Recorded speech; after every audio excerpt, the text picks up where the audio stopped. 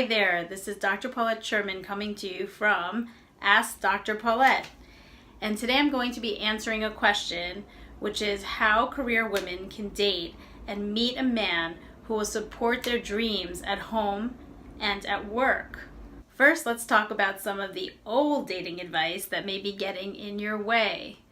Many popular dating experts will tell women never to pay, never to ask a man out, never to talk about their accomplishments.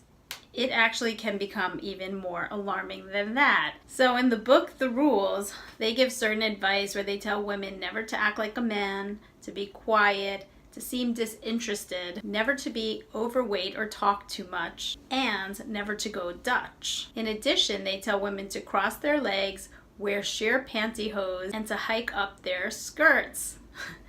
And they tell women not to think that their diplomas enable them to not wait by the phone, and especially not to overwhelm men with their career triumphs, and to let him shine for at least the first few months. So what about modern dating etiquette?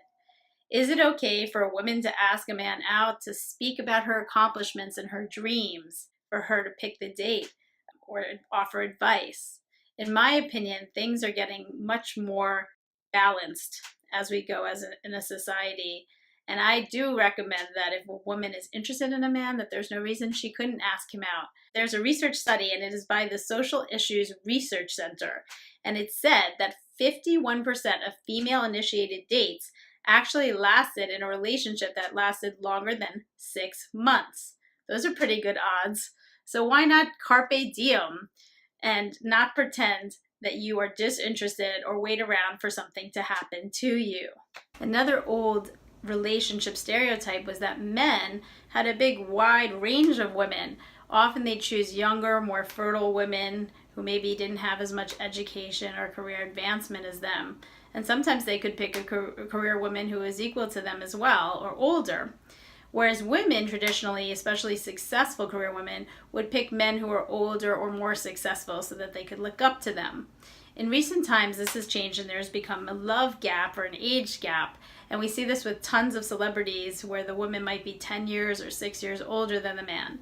Some of the pros of picking a man who might be younger for a woman is that, number one, she has the choice now and it's not stigmatized. And also that these men might have a better sex life, might be more modern in terms of supporting them and also doing more of the work at home or with the kids.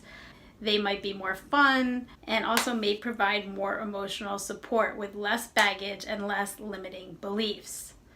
Some of the cons of dating a younger man might be that there might be some emotional immaturity there, that eventually a woman could feel she's providing more financially and if she has a problem with that, or feel more like his mom. Also, there could be a discrepancy in priorities because maybe the woman doesn't want a child or she's too old for that, and later the younger man might want one. So it could be that they're on different timelines that way. So that's something to consider. However, it's nice to know that now there are so many more options for women. Also, in the past, experts have advised women not to have a power couple because they said that if they're successful, there cannot be two egos in a relationship. If both men and women have very strong career drives, no one's going to be there to be the supportive one, and then two egos will butt heads and it won't work out. Now, although this may sometimes be the case, we see in history and even currently that there are so many power couples that do manage to compromise to support one another and to work it out. Some of the pros of being in a power couple are tremendous resources where you can get help to support one another in your careers and at home.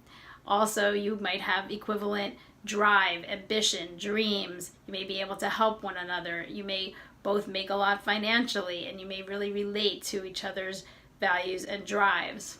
Some cons could be that oftentimes both partners want someone at home to kind of help out with those dreams, with the kids, with the domestic things, also to be home when they've had a really hard day and to support them and to listen more. And sometimes it can feel like two ships passing in the night when they're both traveling or both really busy. Of course, these are things that can be discussed and worked out ahead of time. As a dating coach and a psychologist, many of the career women that I see, even if they're younger, really report having big dreams for having an executive position and making a lot And research shows that with younger women today, that they're actually making 8% more than their male peers. So things are changing. And I think dating rules and etiquette also needs to comply. And is a lot of times we're told to just avoid the issue and have the other person fall in love with us, and then we'll just work it out from there by getting extra help. But I've seen so many cases where this just does not work out and the person feels like they didn't even know you. So my suggestion regarding work and current relationships is to have these conversations earlier on.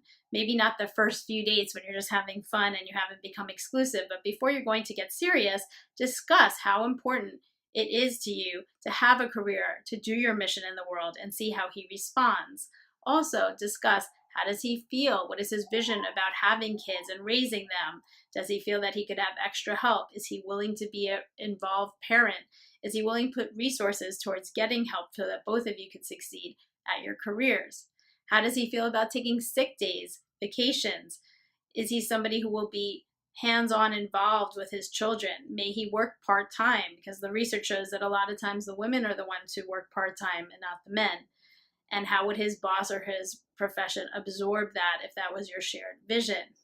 These are some realistic things that you can do early on. Also, research shows that even though career women are very successful, they still continue to do the majority, I would say 80 or 90% of household tasks, even if they have help. So this is a big one to discuss early on, or even to see the proof in the pudding by moving in together. What was his parental marriage? Does he expect to have the same type of chore division that his parents had? Is he someone who is willing to pitch in? And what chores would he do? And this is something you can see early on if you live together by actually beginning your lifestyle. You can also talk about what resources you would both be willing to put in to get that would help out as well. So to sum up, my dating tips are really be yourself and shine. Let him talk and support his dreams as well, but don't hide who you are in the world, and the right man will back you up and support you. And also, once you've created a vision, I want you to really think about what would most work in your life. If you're somebody who really, really wants to work and travel, but you want a family as well, would it suit you better to have a man who loves his job but really wants to be home more, loves taking care of the kids and being around more, and would be quite happy with that arrangement? Or do you really want someone else who's equally as ambitious and going to be working? Maybe you do or don't want kids, and will really be able to create a plan that will work for both of you. Men have been thinking this way about how to succeed in their career and their love life for a very long time, and now women can do the same. And so I really hope that's helpful. If you like this video, please subscribe below and like it and make a comment. Thank you.